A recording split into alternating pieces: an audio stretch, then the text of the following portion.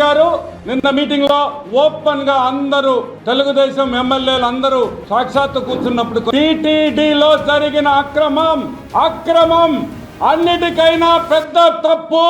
సాక్షాత్తు వెంకటేశ్వర స్వామిని అన్ని విధాలుగా భ్రష్టు పట్టించిన గాడిదల గురించి చంద్రబాబు నాయుడు గారు నిన్న బయట పెట్టడం జరిగింది. మనకు తెలుసు వైసీపీ ప్రభుత్వం ఉన్నప్పటి నుంచి లడ్లు వాసన వస్తున్నాయి, లడ్లు తింటుంటే కంపు వాసన వస్తుంది అని ఎన్నో సార్లు చాలా మంది విమర్శించారు. లడ్డు నాణ్యత లేదు, లడ్డు సరిగ్గా లేదు, లడ్డు వాసన వస్తుంది, చర్యలు తీసుకోమని భక్తులు వేలాది మంది సంఖ్యలో ఈవో గారికి అయితేవి ముఖ్యమంత్రికి అయితేవి ఎన్నో సందర్భాల్లో మనకి చెప్పడం జరిగింది. ఫోన్ ఇన్ విత్ డివో అని ఒక ప్రోగ్రాం పెట్టినప్పుడు కూడా ఎన్నో సార్లు లడ్డు నాణ్యత లేదు, ఏదో తప్పు ఉంది అనే వాస్తవం చాలా మంది భక్తులు ఫోన్లు చేసి కూడా చెప్పారు.